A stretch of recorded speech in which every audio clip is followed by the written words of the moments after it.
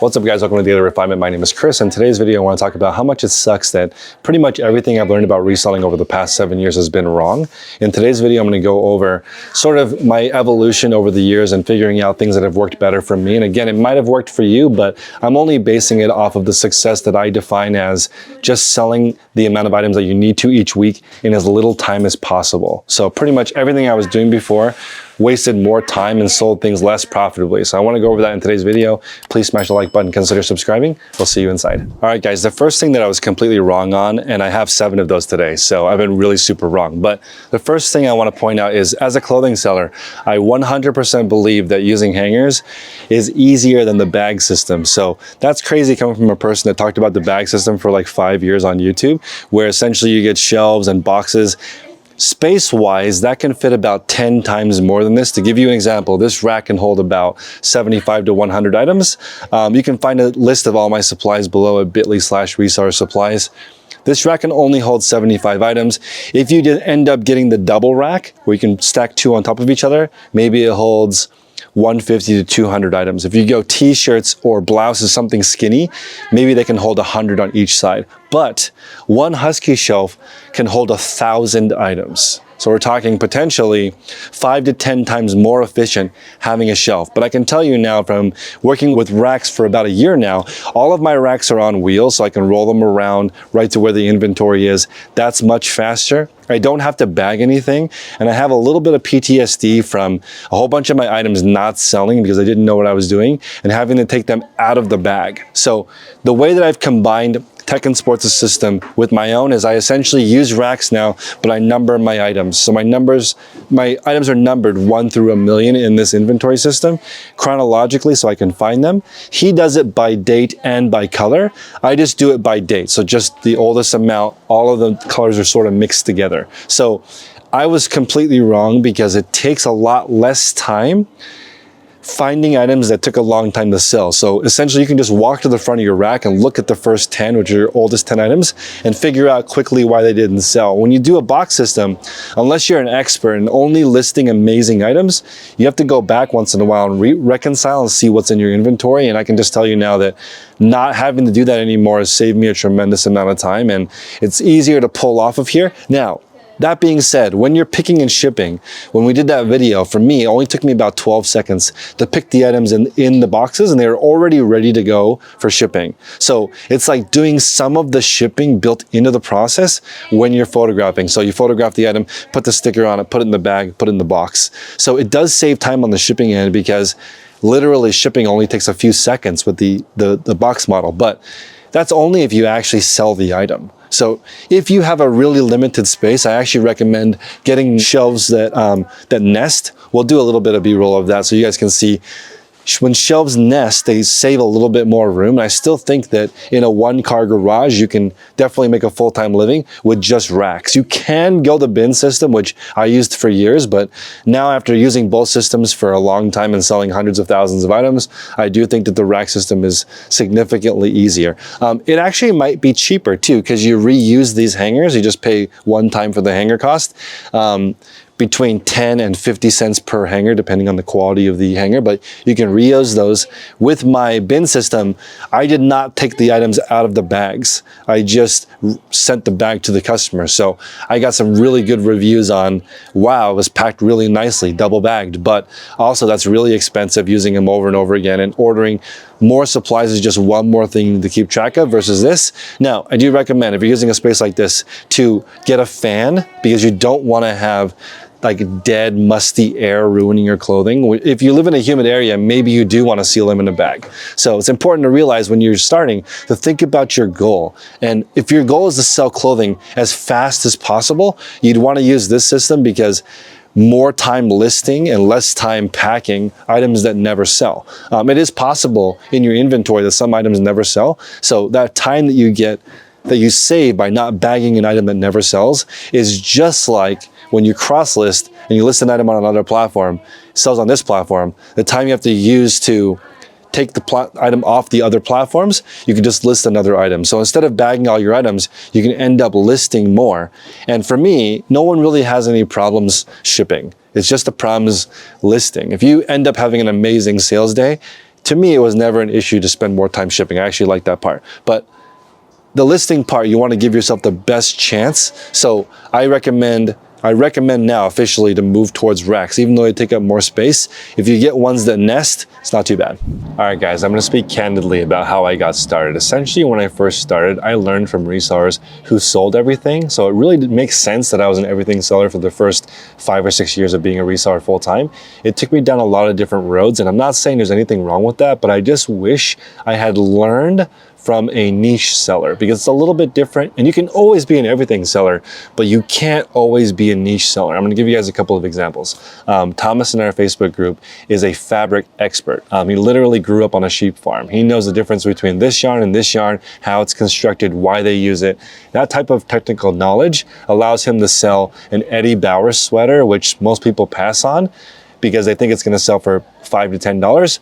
That same sweater, because of the yarn, might sell for $150, and there's no way that I would know that, not being an expert in one specific niche. Like, not all cashmere is created equal. I think this is really fascinating because in our Sunday post every single week by Jessica, people post crazy amounts they get for items that are just common because they really understand that niche. So I'm not saying that being an everything seller is wrong. I'm just saying I wish I had learned from someone who was an expert at one category. So I'm not actually making this up, but in our group, we have the #1 seller in brass horse medallions. I didn't even know what that was until I saw the category. And in our group, we sort of have this game with the listing quality report that eBay gives everyone. You can see how you rank amongst all sellers, and we're trying to get the #1 seller in every single category in our group. And we always make the joke of, being #1 in an obscure category, but we finally saw somebody being #1 in horse brass medallions, which is really interesting. But learning from someone who's an expert in one category, they can teach you the ins and outs of how to clean something, how to show something. Seth in our group sells coins, and when he was talking about the chatoyance of a coin, I literally had to stop driving and look up the word, because it's so interesting looking at how one coin could be worth thousands of dollars, and you could ruin a coin by washing the patina off of it. So speaking to an expert really does change the way, the lens that you look at reselling, because you immediately think, I can't sell everything. I can just sell a few things really well. And I can tell you from experience, it's not boring. Selling hundreds or thousands of the same thing over and over again has freed up my time. So it's kind of this saying where you want to learn something once and then make money from it over and over and over again. And that's really what I'm trying to show in today's video is, I wish I had learned that. I learned it the wrong way. I just learned a little bit about everything. That's gotten me a good YouTube channel, but it didn't make me a good reseller until I really focused in on just selling women's clothing.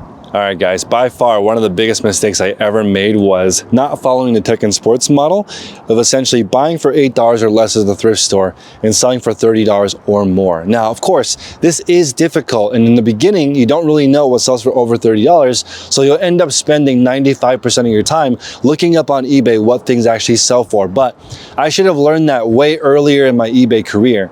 I've actually did 3 different levels here. $30 and over, including shipping, $10 to $30, and under $10, including shipping. Now, as you can see here, in the beginner model, which is what I recommend for anybody selling less than 30 items a day, pick this model of low volume so you can spend the majority of your time researching brands, figuring out where to look for items that are higher profit margins. Buying for $8 and selling for $30 should be able to comfortably make $15 per sale. And I recommend in the beginning, if you can't find 100 items times $15 profit, just start with 1. I made a huge mistake of essentially picking this bigger goal of 100 times 15 a day or 100 times 20 a day, and then sort of compromising and finding a cheaper item just to meet my 100 goal. I didn't meet these profit margins. So don't make the same mistake as me. Stay true to the 8 to 30 when you're figuring it out in the beginning, and you'll never be stuck with inventory that won't move. We just did a live stream and probably 5 times it came up. When should I get rid of my items that don't sell? If you follow this model and only buy items that sell for over $30, you'll never have that problem, because if you discount the item, it'll move. A lot of you might be getting to the point where you can't do it all by yourself because you have too many orders and you're ready to hire somebody.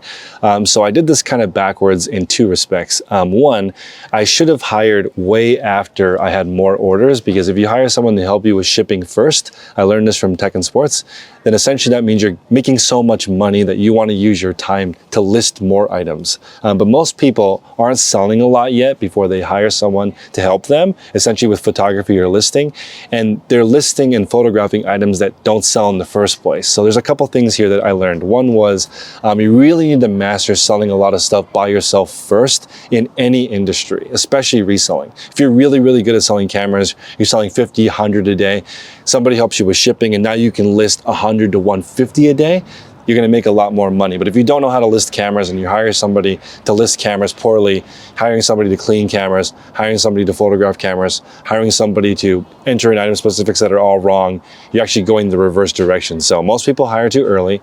And then next, this is even maybe more important.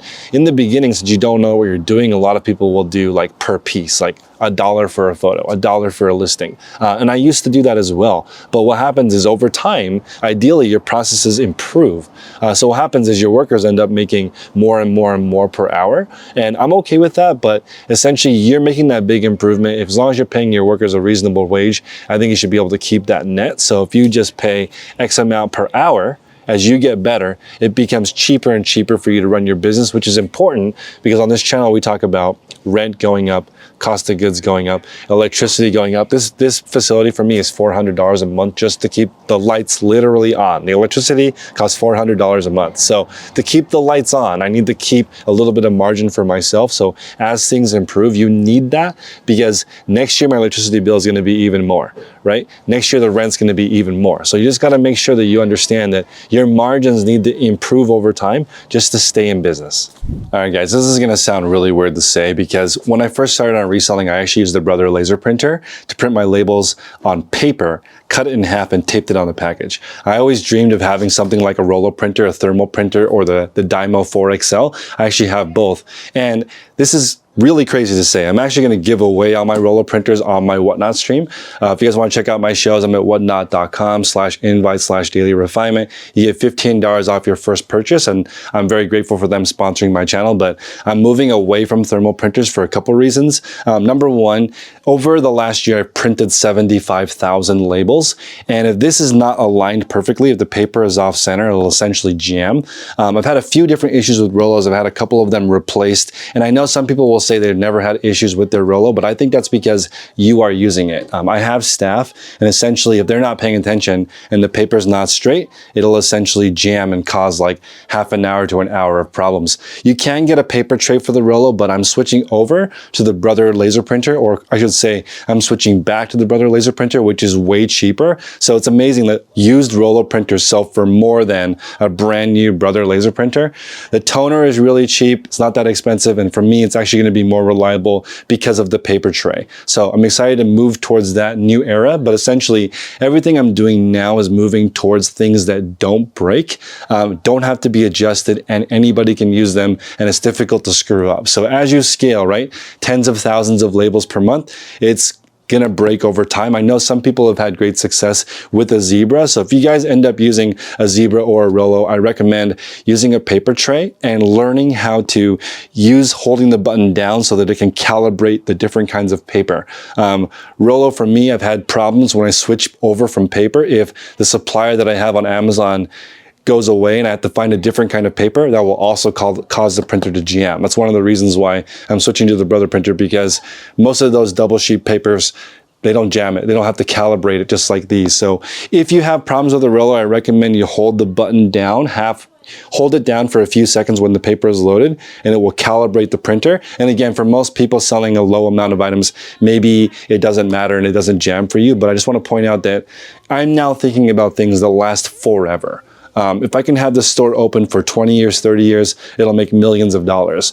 So I don't want anything to be a hiccup. And for me, running a large team, sometimes I feel like a janitor, sometimes I feel like an IT person because I'm just constantly fixing issues. That's why everything in my shop has wires. There's no batteries, nothing needs to be replaced. And when certain things reach certain supply levels, that's when I get a text, hey Chris, order tape, we are 6 weeks from running out. Order boxes, we're 2 weeks from running out. I never want to have that problem where we're out of boxes, out of paper, printer jammed. That's why I have actually 6 Rollo printers, because in case one breaks, which does happen occasionally, we can just swap it out. And I will say that reloading the software for a Brother printer is slightly easier. But as you guys know, over the years, I've been sponsored by Rollo, but I also make more money on my videos that talk about how to fix Rollo printers than I made off the affiliates of selling them, which is wild. But anyway, I recommend getting the most bulletproof everything that you can in your entire company.